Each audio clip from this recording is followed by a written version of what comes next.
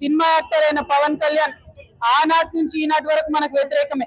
ఇవాళ కూడా ఆయన మాట్లాడుతున్నాడు తెలంగాణ నాయకుల దిష్టి కళ్ళతోని కోనసీమ పాడైంది అంటున్నాడు. మనం ఎన్నడూ దిష్టి పెట్టలే. కోనసీమ బాగుంది, కోనసీమ ఎట్లుందో అట్లా తెలంగాణ కావాలనుకున్నాం తప్పితే ఏనాడు కూడా తెలంగాణ బిడ్డలకు మనస్సు చిన్నగా ఉండదు, పెద్దగా ఉంటది, పెద్దగా ఆలోచిస్తాం.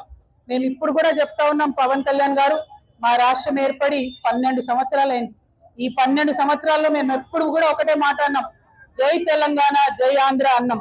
తెలంగాణ ఎంత బాగుందో ఆంధ్ర కూడా బాగుండాలన్నాం. నేను ప్రత్యేకంగా లోక్సభలో నిలబడి ఆంధ్రకు ప్రత్యేక హోదా కూడా ఇవ్వాలని అడిగిన. మేము తెలంగాణ వాళ్ళం ఎప్పుడు కూడా పక్కోని గుంజుకోవాలని చూడం. పక్కోడు బాగుంటే మా కళ్ళు మండాయి.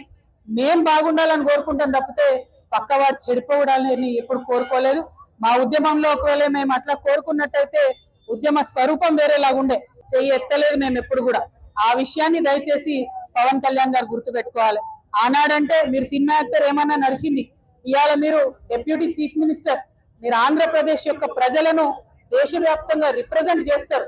మీరు మాట్లాడే మాటలు కూడా మీ ప్రజలకు ఆపాదిస్తారు. కాబట్టి జాగ్రత్తగా మీరు ఆలోచన చేసి మాట్లాడాలని నేను పవన్ కళ్యాణ్ గారిని కోరుతున్నాను.